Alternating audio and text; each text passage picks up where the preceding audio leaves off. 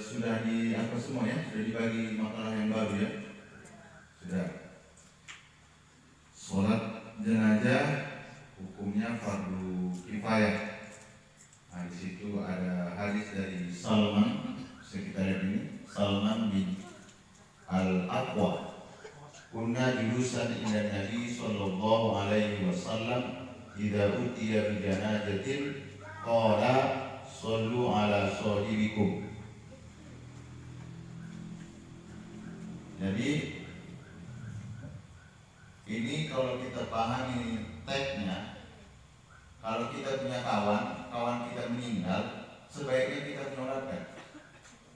Tapi dalam kasuistiknya banyak juga kawan yang meninggal tak mau dinyolatkan kawan. Ada dua kemungkinan. Pertama, karena dia sibuk dengan kegiatan yang lain. Yang kedua, tidak tahu ilmunya. Nah, seperti itu.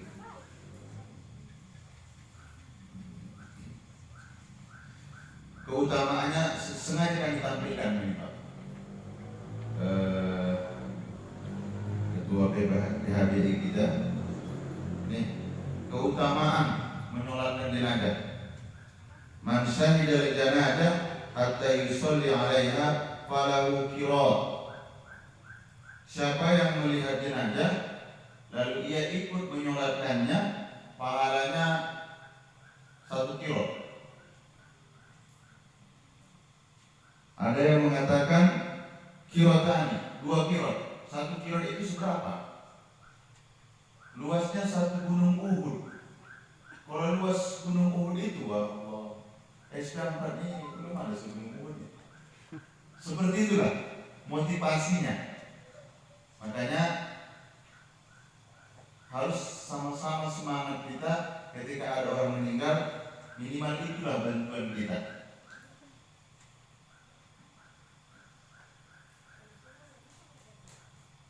Nih, ini ini jangan salah memahami. Terkadang tidak tuntut pemahaman di sini.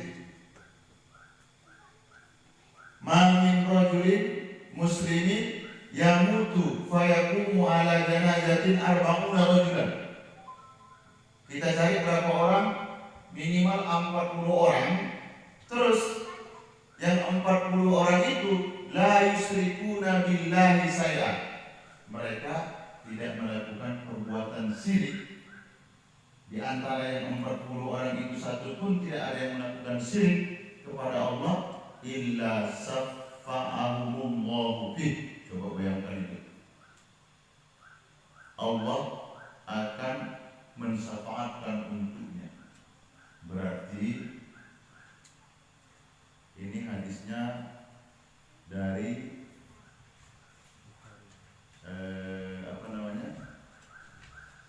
dari Rawahul Muslim, nomor hadis 948. Ini penting nih. Inilah kadang orang berbondong-bondong kalau mau menyolatkan itu minimal 40 orang. Nah, di hadis yang lain 100 orang.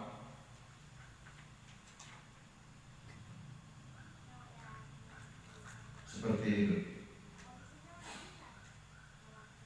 Masuk ke syarat sah sholat jenazah. Pertama, badan suci dari hadas kecil dan hadas besar, menghadap ke kiblat, menutup aurat. Dilakukan setelah mayit dimandikan dan dikafani. Inilah yang kami sempat sampaikan kemarin. Mana tahu terjadi kasuistik, dia berwasiat harus dibawa keluar desa kita ini, mandikan dulu. Apa gunanya? Kita bisa membantu dia menyolatkannya. Tapi kalau mayat itu sebelum dia berangkat, dia belum dimandikan, belum juga dikafani, apa yang bisa kita bantu? Padahal kalau untuk konteks desa Simpang 2, kalau ada orang yang meninggal saja kedengaran, itu saya rasa lebih yang melayat itu 40 orang. Lebih. Tapi dibawa mayat itu, belum kita mandikan, belum kita kafani, sayang betul. Nah, tapi lagi-lagi ya, jangan ketika kita nanti menyampaikan ini, mohon Nah, ini hadis ini kami pelajari di sini begini. Nah, jangan mengatasnamakan pribadi saya seperti itu.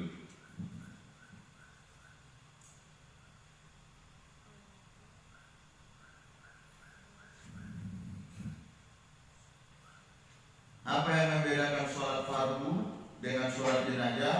Kalau sholat jenazah unlimited, kapanpun kita bisa tunaikan. Jam 9 bisa disolatkan mayat itu. Jam 10, jam 12, jam 2 malam, unlimited. Kapan aja, kapan aja. Nah, seperti itu. Niatnya sini, niat. Ini sudah kita tuliskan ini. Kayaknya harus kita bagi-bagi bacanya ini. Yang pertama toha. Baca bangga, sini bangga. Mayat laki-laki. Bisa dibaca ya? Iya. Usolli ala hadzal mayyiti arba'ata takbiratin muqarrab kifayati imam ma'muman lillahi ta'ala. Nah, seperti itu. Kalau dia laki-laki, sekarang yang wedok perempuan, tukar haja menjadi haji. Usolli ala hadzal mayyitati arba'ata takbiratin muqarrab kifayati imam ma'muman lillahi ta'ala. Nah, kalau anak laki-laki tambah tikli. Kayaknya Ustaz kita ini kita suruh baca lagi. Ustaz. Ustaz kita juga nih. Bismillahirrahmanirrahim. Usalli ala hadzal mayyit tifli arba'at takbiratin fardul kifayati imaman lillahi ta'ala. Oke.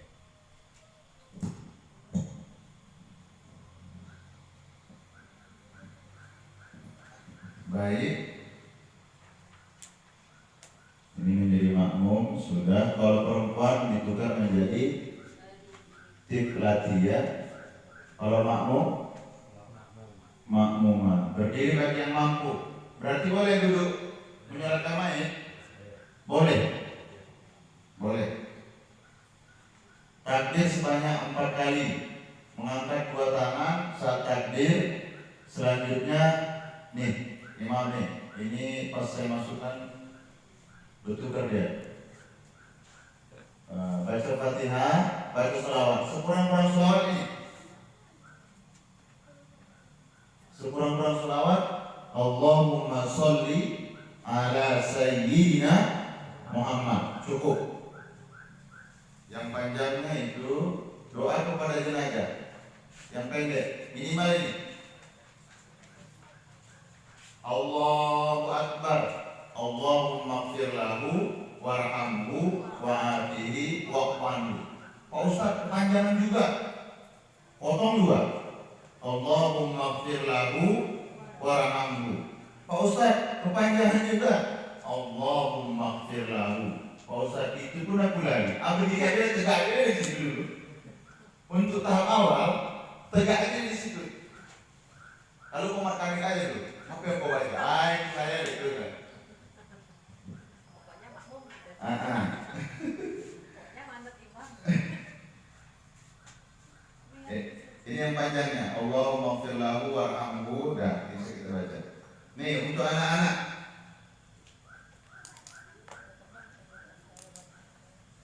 Untuk anak-anak, Allahumma ja'alhu faratan li abawaihi wa salafan wa zuhran wa izatan wa ikhtibaran wa sat'an wa sakil bihi mawazinahuma wa qris sabra ala qulubihima wa la taqdimhuma ba'dahu wa la tahrimna ajrahu. Saya pakai yang ini. Yang di bawahnya ada juga. Itu tidak menjadi masalah. Asalkan masih membaca dia, komat kami dia masih bagus juga. Nih, Allahumma la tahrimna ajrahu wa la taftinna ba'dahu. Panjangnya seperti itu. Salam, assalamualaikum warahmatullahi wabarakatuh. Ini yang ingin kami sampaikan. Cara menyusun sabnya. Ini kita harus praktek Pak ya. Misal mayat ada berapa orang gitu nih? Mayat udah berapa orang? Mayat satu. Dalam sholatnya berapa orang kita laki-laki? 8. Jadi gini. Setelah kami baca beberapa hadis dan ditambah dengan penjelasan ulama, kita berdiri seluruhnya dan dibagi saf itu menjadi 3 saf. Dibagi menjadi tiga saf. Berarti supaya ada gambaran kita icak-icak aja dulu. 1, 2, 3, 4, 5, 6, 7. Nah, berdiri. Inilah mayat ini kan? Mayat ini aja dulu Pak. Kita bagi 3, baris 3. Pas aja ini.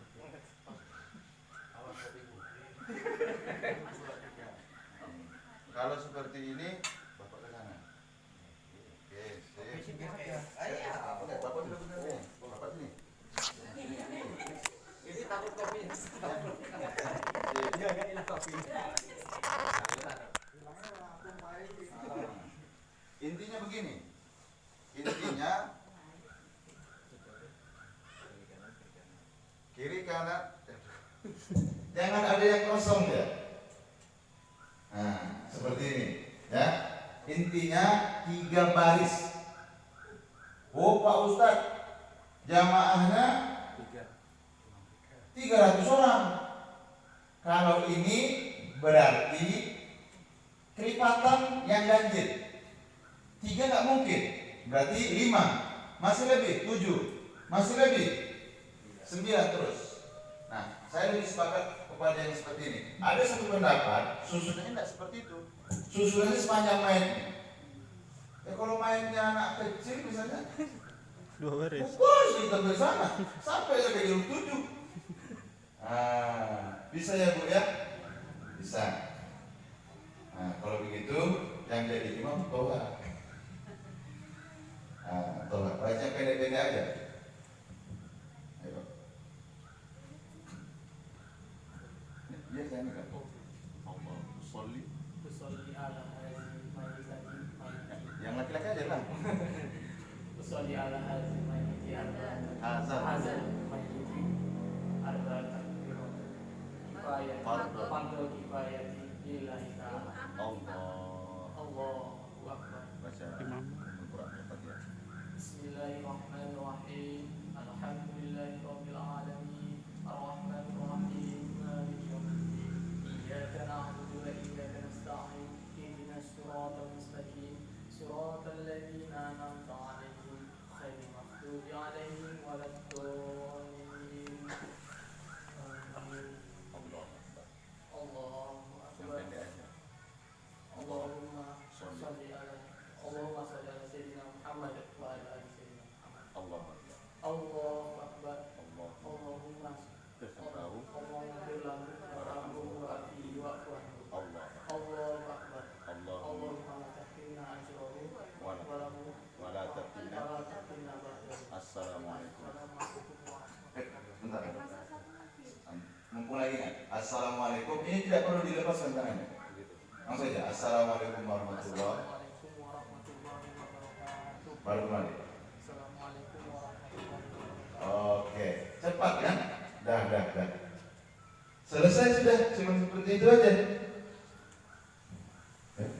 Cuma seperti itu aja. Allahu Akbar, Al-Fatihah. Allahu Akbar, Sholawat. Allahu Akbar, Allahumma ighfir lahu. Allahu Akbar, Allahumma la tahrimna ajrahu. Tapi jangan nanti dipraktekkan seperti ini, pendek-pendeknya aja nih. Kata Pak Ustaz, kenapa kau mau bilang cukupnya? Oh bukan, ini sekedar simulasi. Bisa ya Bu ya? Oke.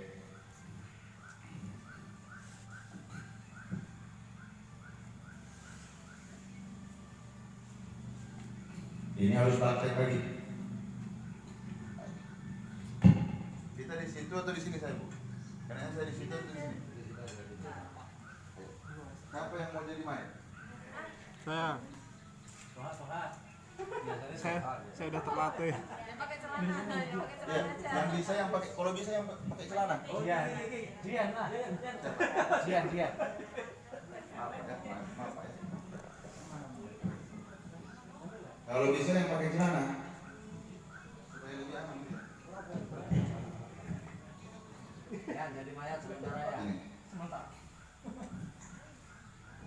Kalau laki-laki, nanti mayatnya laki-laki. Kepala sini. Ini nanti. Jangan ketawa. Nih saya jelaskan dulu. Kalau laki-laki di mana saya berdiri? Di kepala, di dada, di pusat. Di kepala. Kalau perempuan di sini. Nah di beberapa kitab saya baca penjelasannya seperti ini. Kalau laki-laki kepalanya di kiri. Kalau perempuan kepalanya di kanan. Balik. Hah? Coba. Ini aturannya. Loh, kenapa seperti ini? Kalau seandainya kita berjamaah, laki-laki di kanan atau di kiri? Oke, sekarang berdiri. Hidup mayatnya dia di kanan saya. Iya kan Bu? Nah, sekarang nama siapa? Ardiansyah. Nah, jadi cewek sekarang. Ardianti. Kalau laki-laki kiri, kalau perempuan kepala di kanan.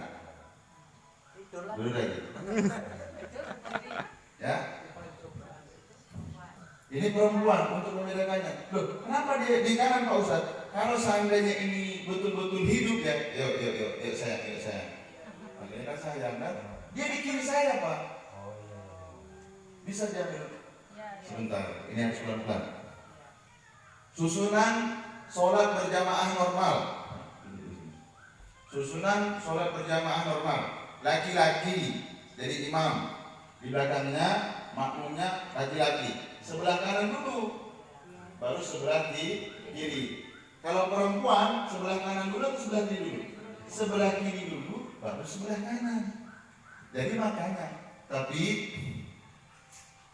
lagi-lagi itu ada nanti saya sampaikan di tulisan itu.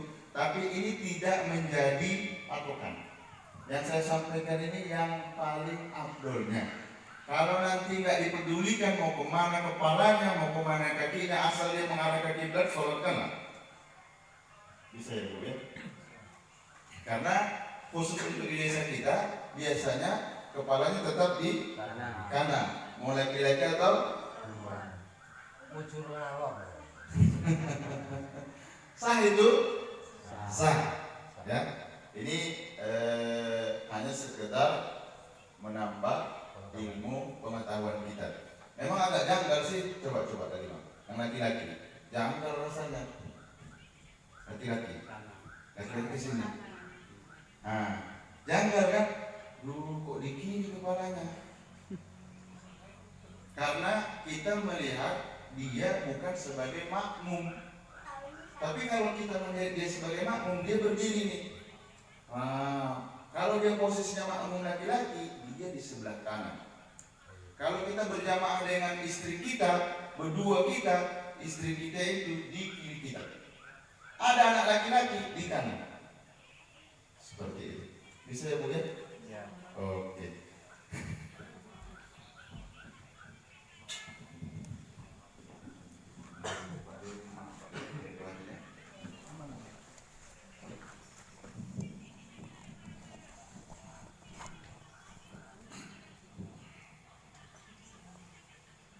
Oke, cara menyolati bedakan dulu. Ini sudah kita jelaskan tadi.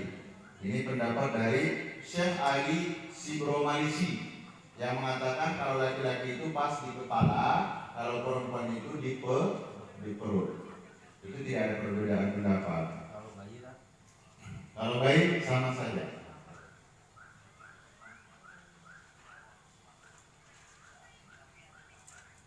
Ini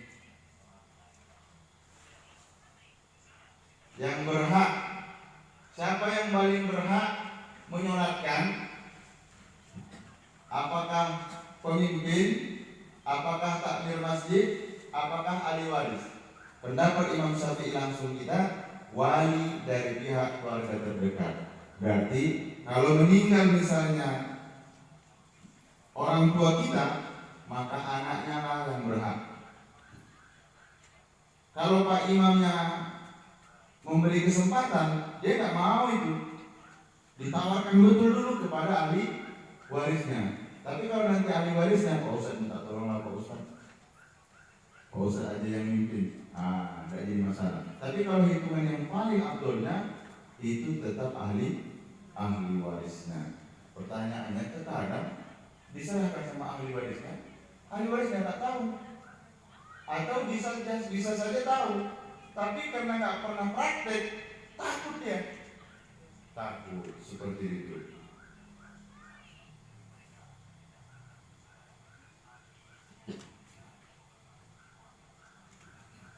Ini Bu, kalau kita bacakannya yang ini tadi, ini yang saya bilang tadi, kalau laki-laki ke kiri, kalau perempuan ke kanan, seperti itu.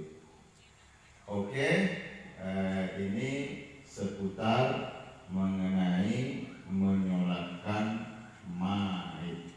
Tidak terlalu banyak, tinggal lagi yang perlu di sini adalah hafalannya. Hafalannya yang penting. Allahumma ighfir lahu warhamhu wa'afihi wa'fu anhu. Berubah perempuan, Allahumma ighfir laha warhamha wa'afiha wa'fu anha. Baik, untuk sementara, mana tahu ada yang ingin bertanya, kami persilakan seputar sholat mayit. Ya, Bang. Kalau dilihat untuk gimana ya? Gimana? Dia laki-laki tapi terus operasi jadi perempuan, sifatnya perempuan itu gimana itu? Oh, itu transgender. Ya. Manganang. Ustaz, operasi ya Ustaz. Transgender bahasa sekarang ini. Meninggal, kita sholatkan kemana gitu? Kan begitu. Nah, dikembalikan kepada asalnya. Kalau dulunya dia laki-laki, lebih ke laki-laki, sholatkan. Maksudnya sholatkan dia laki-laki. Seperti itu. Kalau misalnya dia dulunya perempuan, kembalikan lagi ke asalnya. Ada dalam istilah al-aslu baqa'u makana ala makana. Segala sesuatu itu dikembalikan kepada hukum asalnya. Dulunya dia laki-laki, berubah seperti Dorce lah kan. Meninggal dia besok, dia disolatkan sesuai dengan tata cara pelaksanaan mayit laki-laki. Seperti itu.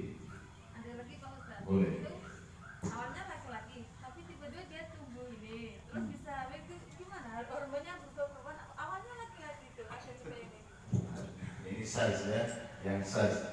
Nah ini kalau begini berarti bukan keinginan dia yang merubah jenis kelaminnya, tapi di sini adalah sunnatullah bil kaunah. Artinya bukan keinginan dia.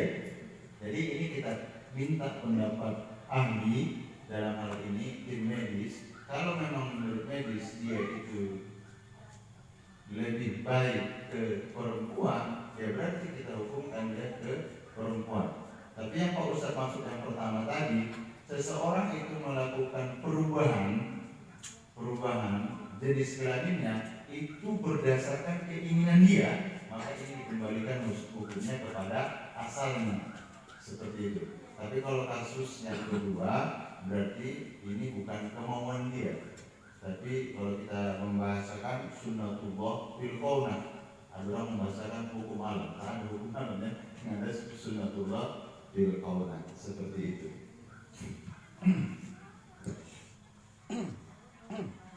Baik, ada lagi kira-kira yang mengganjal ya Pak B. Ini tata cara memandikan, menyolatkan dan mengubur tak cara mereka kecelakaan parah dan hanya tersisa sebagian tubuhnya itu cara bungkusnya kayak mana apa sepertinya. Oh, enggak lagi. Yang kita pelajari ini secara detail seperti ini, ketika mayatnya itu sempurna, bisalah kita kafani secara sempurna, bisa kita mandikan secara sempurna. Kalau tidak memungkinkan lagi, tidak bisa. Pernah saya ke Kebun Pinang, pas mau ke Kebun Pinang, jarak 2 meter, di depan mata saya keluar otaknya.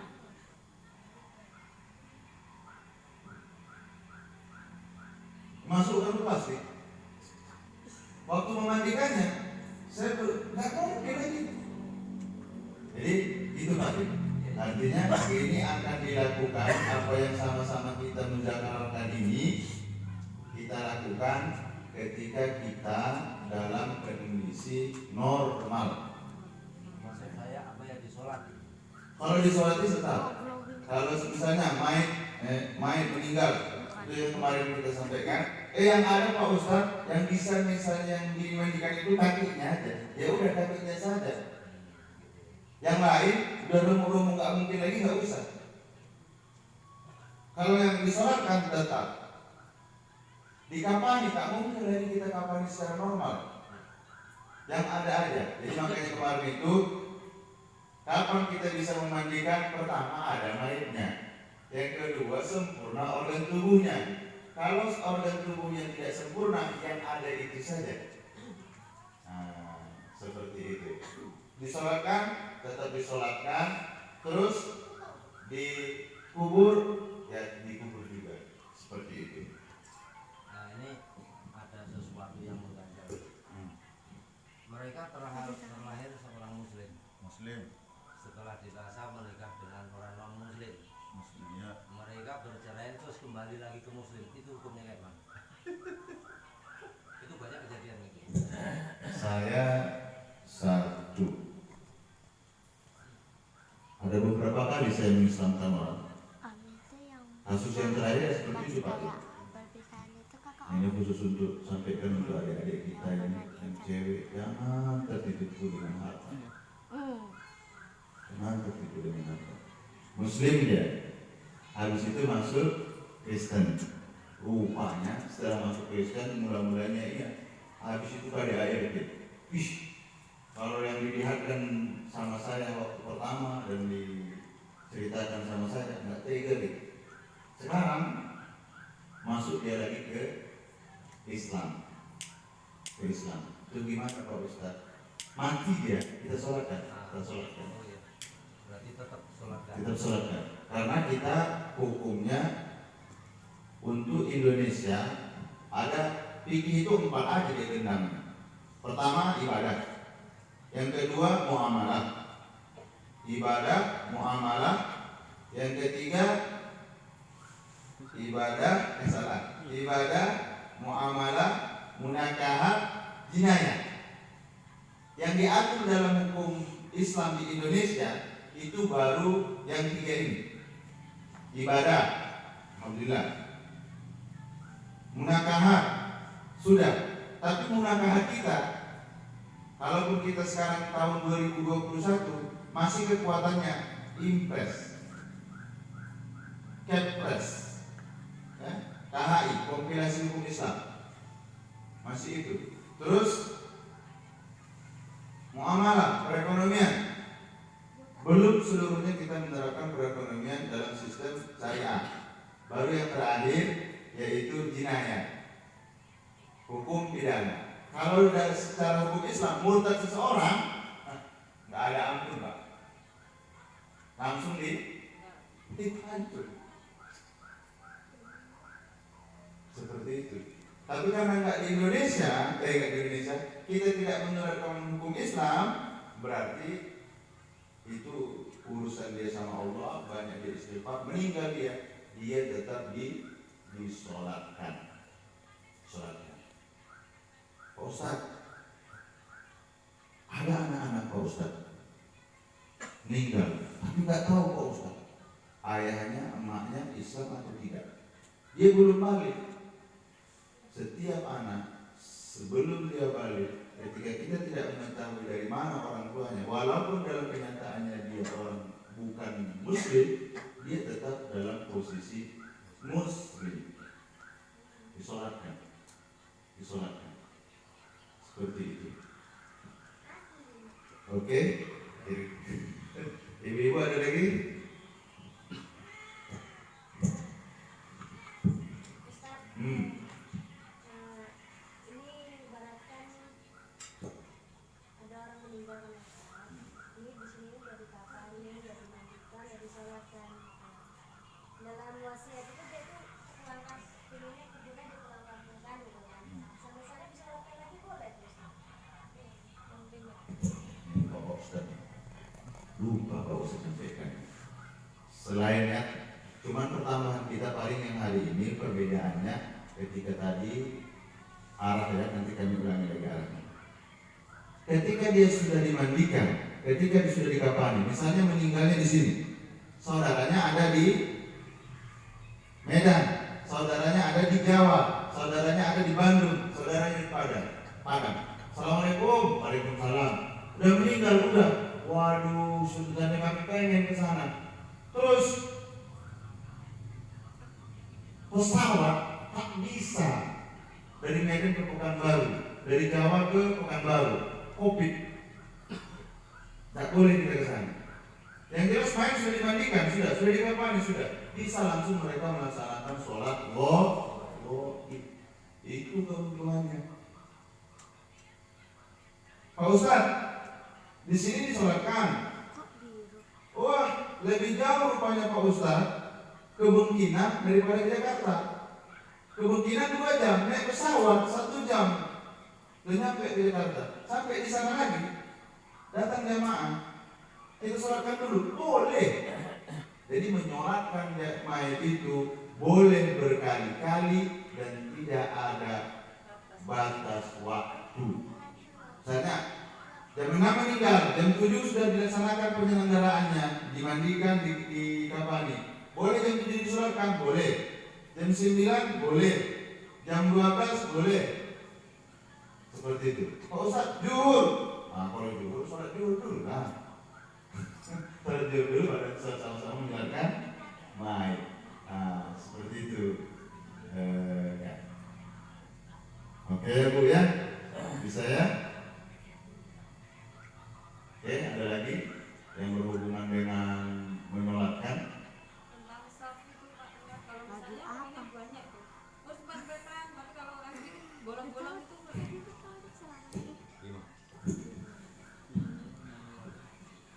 Ini yang dikatakan di hadis Nabi ini, sebaiknya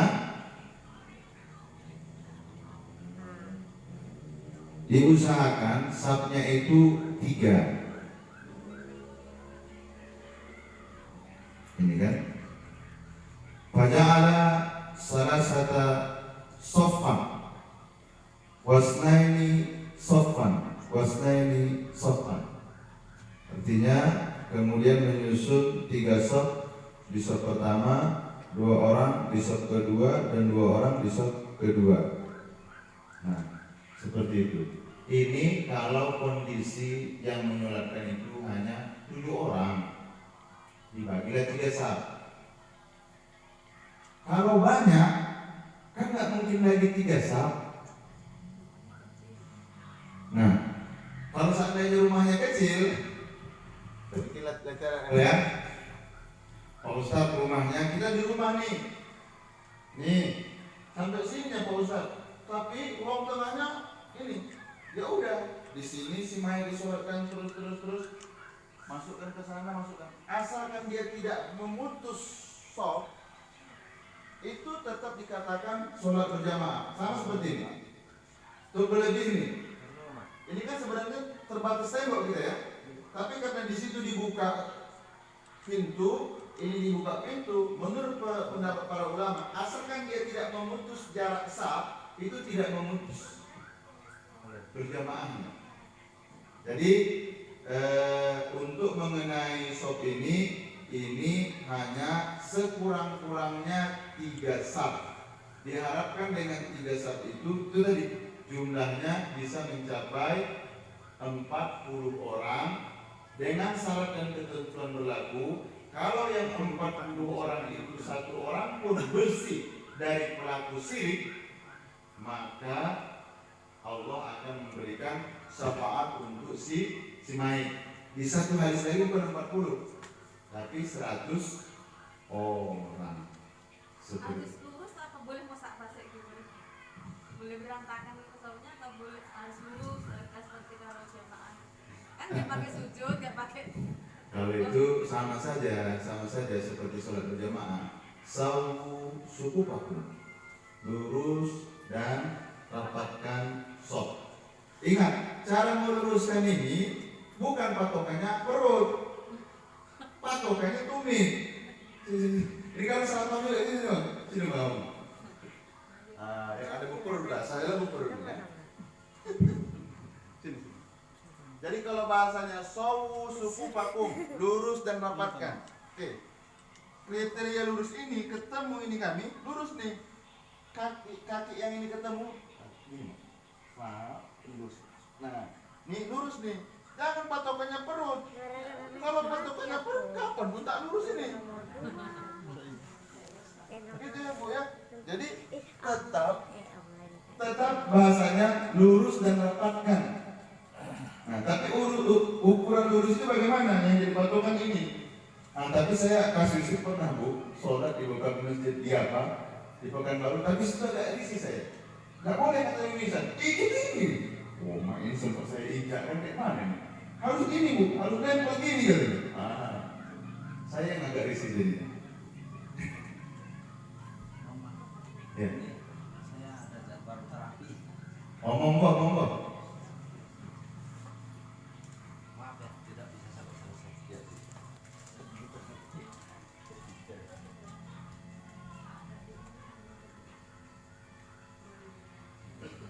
Sakit, soalnya pesawatnya udah penuh. Tiba-tiba ada orang datang yang ingin ikut, bingung kan dia, di tengah gitu aja. Gitu. Gak apa-apa. Tapi kalau dia yang paham, dia sekarang kode gini.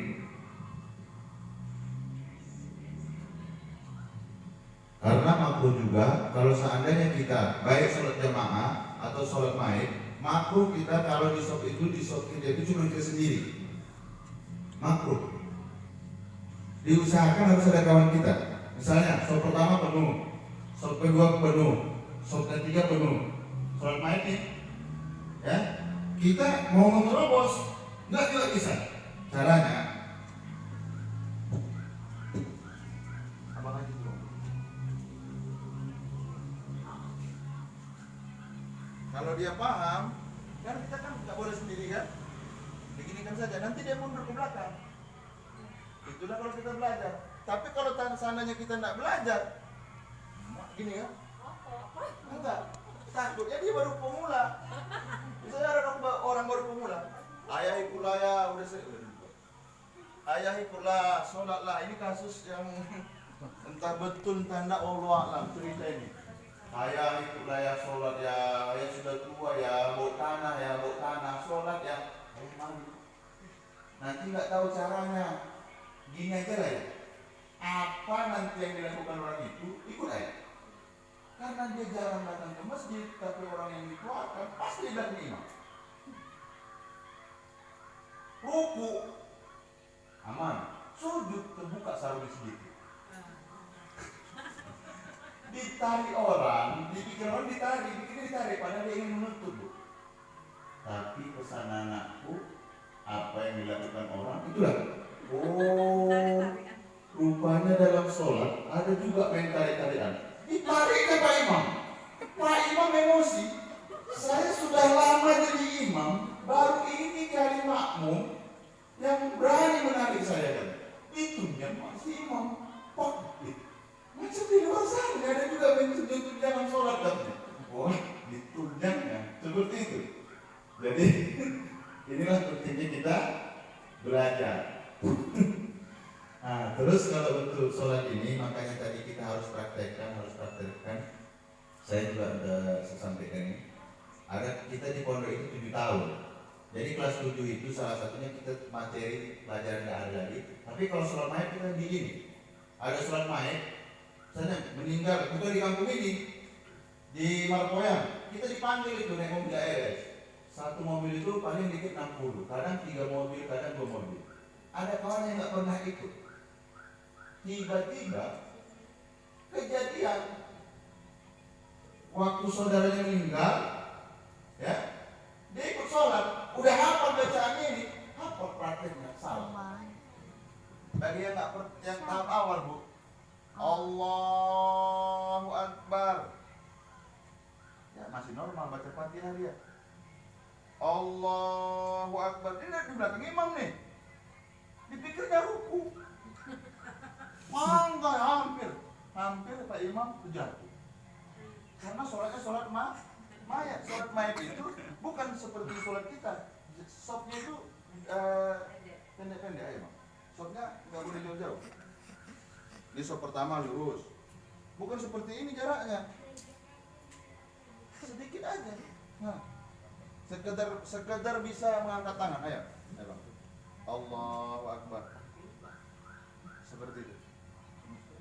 Oke, sip. Terus kalau untuk ibu-ibu ketika takbir, perbedaan takbir laki-laki dan perempuan disebutkan dalam angkat tangan. Kalau laki-laki alal uzunain, kalau perempuan lebih bagusnya hadwa mangkibain.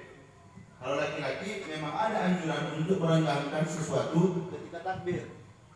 Yang laki-laki, Allahu Akbar, Allahu Akbar, Allahu Akbar, Allahu Akbar. Kalau perempuan, karena dia pakai mukena saja, kalau terlalu tinggi terbuka dan coraknya. Makanya sebaiknya hadwa mangkibain. Tapi kalau pakai apa namanya nih, Bu? Enggak pandai sih namanya. Mindset. Oke. Mindset enggak apa-apa. Tapi anjurannya perempuan itu lebih Menutup. merapatkan. Allahu Akbar. Seperti itu.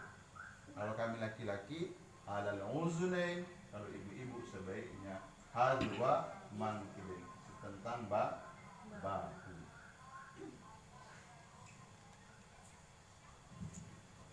Oke. Cukup ya? Cukup. Satu lagi Ustaz. Ya. Bismillahirrahmanirrahim. Assalamualaikum warahmatullahi wabarakatuh. Jadi kebetulan di Facebook kita live, terus ada yang nanya juga Ustadz. Mohon dijelaskan kembali mengenai bagaimana dengan korban pesawat yang tinggal sisa-sisa anggota tubuhnya saja tetap disolatkan Ustadz.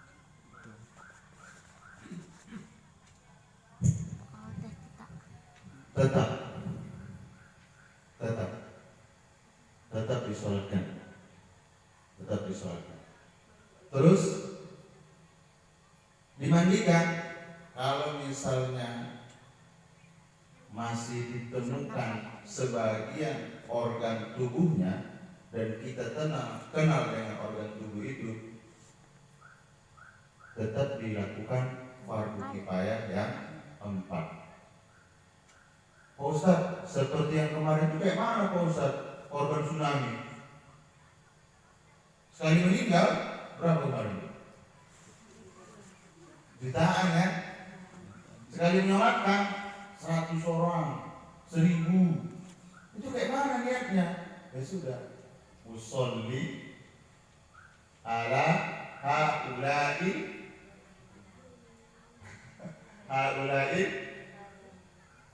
enggak.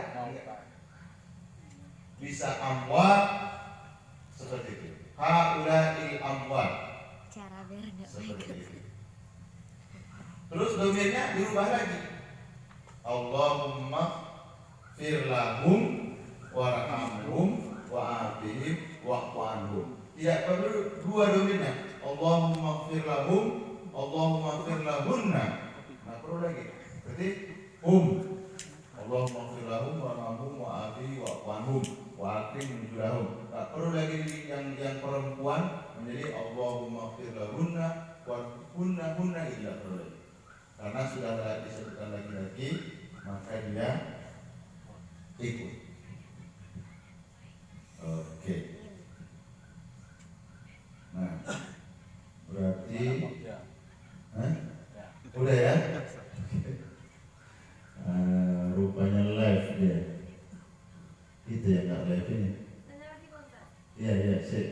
Gimana?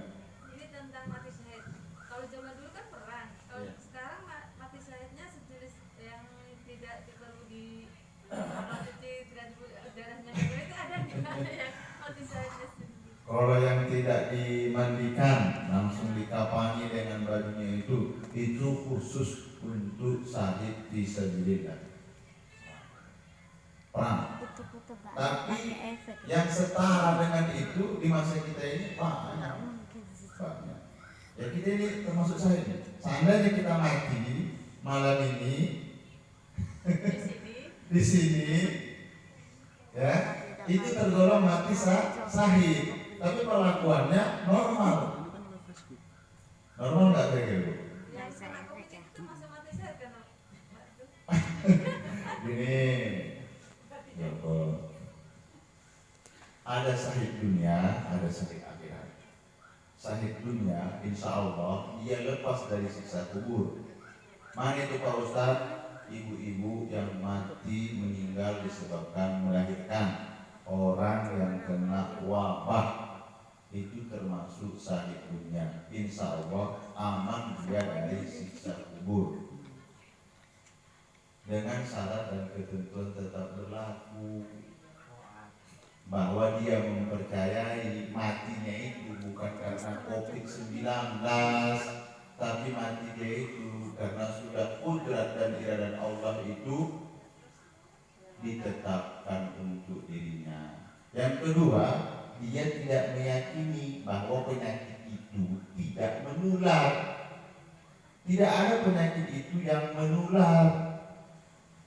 Tidak berbeda ilmu tauhid sama ilmu kedokteran. Kira-kira menular nggak Bu penyakit Bu? Ini bentar.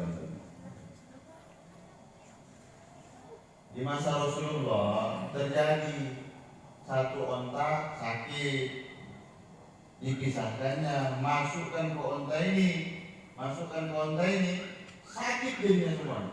Apa kata dia? Ini penyakit ini menular. Kata Rasul, tidak ada penyakit yang menular. Loh, kenapa? Ditanya Rasul. Oke, kalau seandainya menular. Terus ini sakit karena siapa? Ini.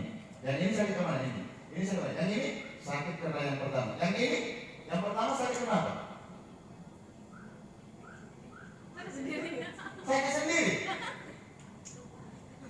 Allah ketika ingin melakukan sesuatu itu ada sebab, ada tanpa sebab.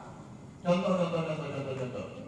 Kita ini lahir kenapa? Sebab musabab karena orang tua kita menikah. Ada nggak butuh?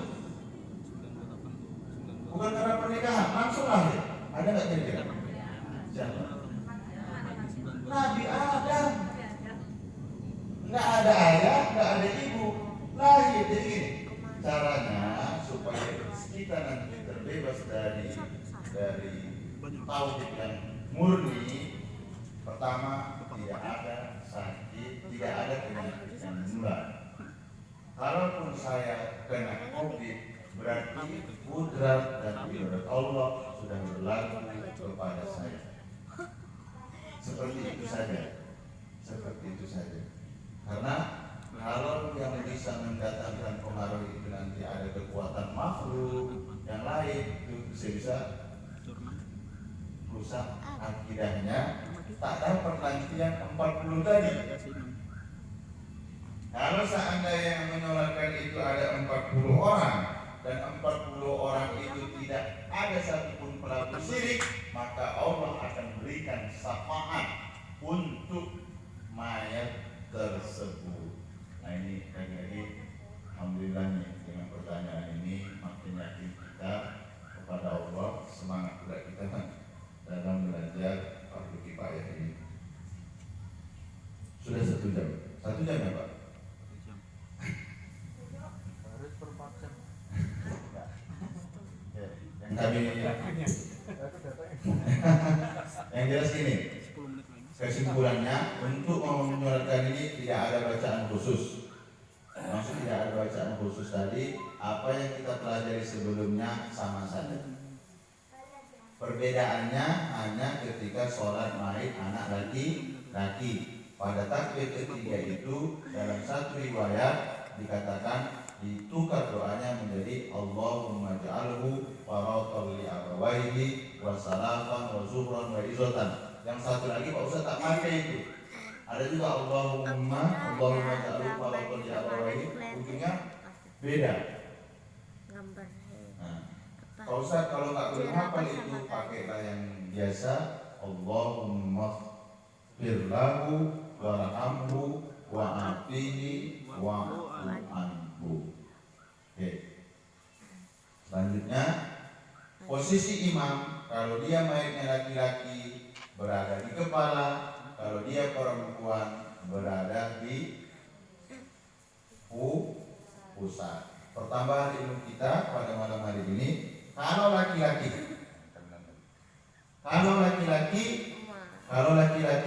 kepalanya di kiri si imam, kalau perempuan kepalanya di kanan si imam. Dengan alasan seandainya dia ditegakkan kembali itu sama dengan sholat berjamaah, posisi laki-laki di kanan, posisi perempuan di kiri. Bisa Pak ya? Bisa ya? Sebentar lagi Mas. Bikin jadi foto. Jadi akhir. Kan sih. Laki-laki. Amit, Mas. Saya berdiri di tentang kepalanya. Loh, kenapa Pak Ustadz kepala kalau laki-laki itu di kiri? Dia bukan di kiri, dia di kanan ini. Karena kalau seandainya mayat ini hidup dari normal lagi, kita sholat berjamaah berdiri. Nah, dia berada di kanan saya. Ya kan Bu ya? Mungkin yang ini. Oke. Perempuan. Saya berdiri di pusatnya. Jadi kalau kita paham pemulaan masuk kita, ada orang sholat mayat, kita nggak perlu nanya laki-laki perempuan. Lihat aja Pak Imam dia di pusat, berarti perempuan. Loh Pak Ustadz, ada kesan lebih mulia perempuan daripada laki-laki. Ini bukan mengenai memuliakan, tapi memang seperti ini aturannya. Kalau kita sholat berjamaah, laki-laki di kanan, perempuan di kiri. Nih, saat ini perempuan, coba langsung berdiri. Dia berada sebelah kiri saya. Oke ya. Oke, terima kasih.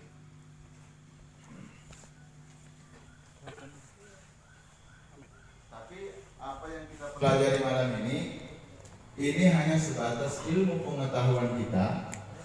Dalam penerapannya bisa saja tidak seperti ini. Tapi yang penting apa Pak Ustadz? Asal mayat itu menghadap ke kiblat, itu penting. Asal mayat itu menghadap ke kiblat, maka posisinya sudah sah. Kalau dia laki-laki di kepala kita berdirinya, kalau perempuan di pusat. Mungkin ini saja yang ingin kami sampaikan. Tidak ada maksud mengajari, apalagi menggurui, sekedar mengulang-ulang kaji. Mudah-mudahan bermanfaat untuk kita semua. Kita tutup majelis ini dan mengucapkan hamdalah. Alhamdulillahirabbil alamin. Subhanakallahumma wa bihamdika asyhadu an la ilaha illa anta astaghfiruka wa atubu ilaik. Assalamualaikum warahmatullahi wabarakatuh.